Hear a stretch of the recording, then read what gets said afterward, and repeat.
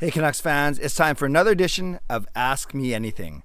I'm Clay Emo, I'm at Canuck Clay on Twitter, I'm at Clayton Emo on Instagram, I'm the founder of the GLCPC, the Good Looking Canucks Positivity Club. This is my Canucks take all in one take. It's Clay's Canucks commentary for Sunday, May the 30th. This is where you get Canucks insight that's positive and timely. Shout out to my Hall of Fame members, Jens95, Sim Alexander, Justin Credible, Nucks fan number 29, Lucas Gates, Chris Seifert, Adam Broomfield, Shea Family Channel, and Jamie Sports Talk and more. Thanks for your support as always, and thanks to the support of all members of all levels. You are listed in my video descriptions. I appreciate you, all of you. And if you want to become a member of the CCC crew, press the join button underneath this or any of my videos or in the memberships tab on my YouTube channel. Quickly before I get to Ask Me Anything, I'm really glad that I was able to vlog about Podkolzin last night signing his ELC, entry-level contract with the Canucks. Thanks for all the wonderful feedback as well already. And because the Canucks officially announced it this morning when I was in church, when I was occupied for about 2 hours with the live stream setup and takedown. So I would have felt like I'd missed the boat or missed a good chance. So I am grateful that I was able to vlog last night, and I'm grateful that many of you were able to watch that and comment on it already. Okay, I think it was Maestro in vlog 2 days ago. He suggested that I bring back Ask Me Anything.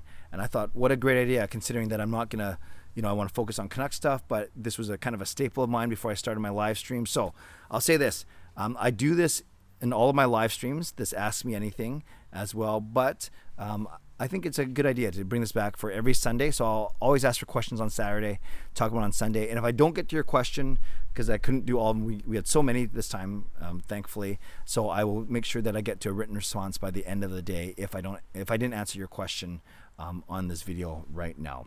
Crispy Assassin 1597 says this: what players should the Canucks go after in free agency or trade this offseason? How do they clear some cap space? Related, Dima Kovacic says, if or when Virtanen is gone, what do you think Canucks could do with that cap space? And Orb says, who do you think the Canucks will buy out? Who do you think they could go for in free agency? So all really good questions, all kind of related. So let's talk about the buyouts first. As a lot of people talked about, Jake Virtanen is actually the best contract for buyout, followed by Braden Holtby.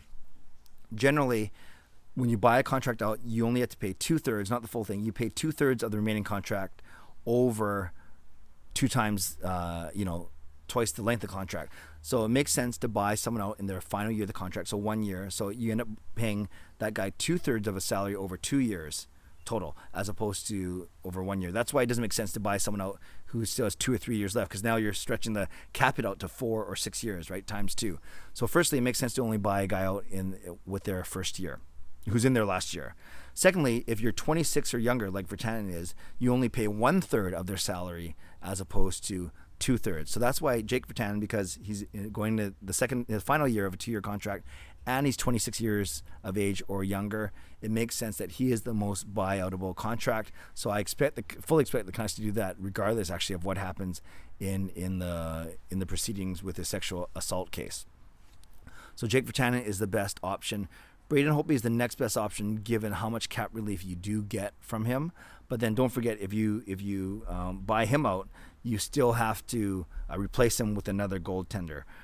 So you got to think of that. And I guess the biggest thing, especially, is with guys like Roussel and Beagle and all those guys who got 1 more year left, and Eriksson especially, you already save $1 million off your cap if you put them in Abbotsford, bury them in the minors. The cap savings from doing the buyout is barely just a tiny bit more than that $1 million for each of those 3 guys. And you say, well, how come? Because I thought Louis Eriksson was $6 million. His cap hit is $6 million, but his actual salary is much lower than that because of the way his contract was structured, bonuses, blah, blah, blah. So really, for Eriksson, Roussel, and Beagle, it doesn't make sense to buy them out, because you're saving only a tiny bit more money. But remember, it's over 2 years now, as opposed to just letting their contract run out this year. So I hope that makes sense. That's why Jake Virtanen is the best option for that. I wanted to mention one thing. If you're looking at free agents to go after this year, UFAs, I think the priority would be a forward and a younger forward. So none of these 35, 36-year-old guys. You want to go after a forward, but you got to remember, we're not going to have much cap space. So then I was looking at guys, $4 million or less. There's some interesting who are under 30. There's some interesting guys in that conversation. Nick Bustad from Minnesota, he is at 4.1 this year. He's 28 years old. I thought of him, but the two guys that I really thought about, I'm just looking them up to make sure. One of them was Wenberg from, where is he? I looked him up. Yeah, Alex Wenberg, center for Florida, 2.25 million. Not bad, actually. Not bad. I really like him. And there's one more. Yeah, Warren Fogle from Carolina, left wing, right wing, very versatile, 2.1 million. So in Wenberg, and actually Andrew Kopp only makes 2.3. So Zach Hyman actually makes 2.3. So I think a guy kind of in that range, in the $2.5 million range, maybe up to $3 million with a raise. I think really that's all the Canucks can afford. So those are some guys that I would go after. All right, okay, says this. Who's your favorite for the Cup this year? Who are you going for, Montreal versus Toronto? And do you think we can sign Petey and Hughes? And then related to that, Noah says, what's been your favorite Stanley Cup series so far? So let's start with Noah's. My favorite Stanley Cup series, and not just because it was North Division, is indeed Montreal-Toronto, because of the history, because of the excitement of last night's game, and because of Game 7. All those reasons, I think it's going to be a must-watch TV tomorrow. Aside from that, I really enjoyed the Tampa-Florida series. I thought it was gritty. I thought it was fast. I thought it was exciting. Some good games in there. Although Nashville and Carolina went to overtime 4 times, I didn't find it as intriguing. So I'd say the Tampa-Florida series was exciting for me, and now it's definitely the Montreal-Toronto series. Who's my favorite for the Cup? Colorado, being so from the very start. I think it'll be them. Who are you going for? Montreal versus Toronto. If I had to pick one, I'd pick Montreal, because I just want to see what happens to Toronto Maple Leafs fans. And do you think we can sign Petey and Hughes? Absolutely. We will. We will for sure. It just mattered to what term and how much money. Beauty breaks related, sort of, but not really. What's your favorite team that's not the Canucks? And then Kyle says TCCG. Kyle TCCG says the team you're cheering for in the playoffs. So I put these two questions together because they're related. My 3 favorite teams after the Canucks in order are Winnipeg, Tampa, and Colorado. So I'm cheering for all 3 of those teams, Winnipeg, Tampa, and Colorado, especially since Winnipeg upset the Edmonton Oilers by sweeping them.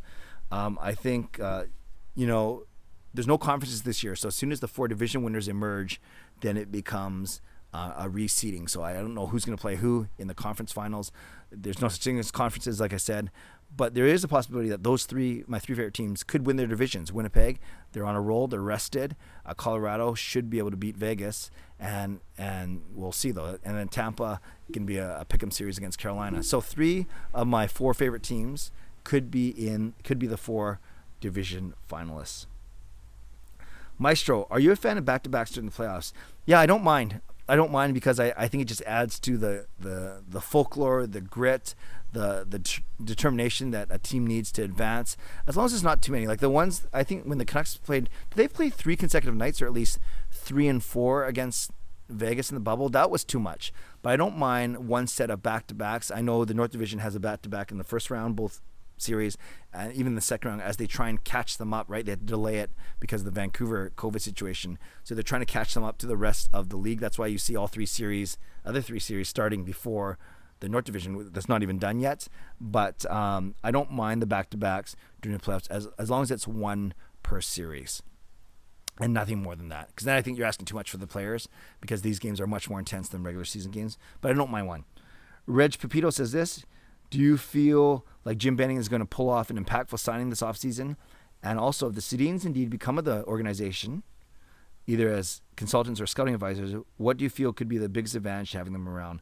The first one I already talked about, Reg, a little bit. Impactful signing. I wouldn't say impactful, but they'll be important, whether it's re-signing a guy like Travis Hamonic for the right side, whether it's going after one of those free agents, like I said, Wenberg, Hyman, Fogle, one of those guys. That could be... I said 4 guys, right? Wenberg, Hyman, Fogle, and Andrew Kopp. Yes, so that could be relatively impactful. So perhaps, but nothing major, like not a major signing. And I think with the Sedins, what do you feel could be their biggest advantage having them around? I think they're very well respected. They're very smart, so people will listen to them. And I think because of the Trevor Linden situation, they will also come in with a bit more of they just learned from that situation. They're going to be very clear on their expectations, and they're going to make sure that nothing funky is going on, and that their goal, their vision is aligned with the people, with Francesco, with Jim, and a little bit Travis, but more importantly, Francesco and Echelini and Jim Benning. Because I think that was the problem with Trevor Linden, is their visions weren't aligned, and that's why he only lasted a few years, and it was an ugly divorce.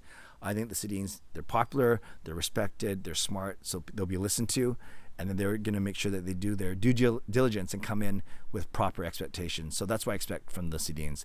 Okay, Canucks fans, thanks for our questions. I hope I answered them to your satisfaction. The ones I didn't get to, I will write written responses to them by the end of today, and we will go from there. So look forward to this feature every week. So leave a comment below. Don't ask me more questions because they're already done. That was this video, but we'll do that every Saturday. But if you want to react to anything that I responded to, let me know. Let me know in the comments, and I'd love to go through them as always. Subscribe if you like to. Like this video if you like to. Become a member of this channel if you like to. Stay safe, stay healthy, take care of yourselves, and take care of each other. Have a great day. God bless, and go Canucks go.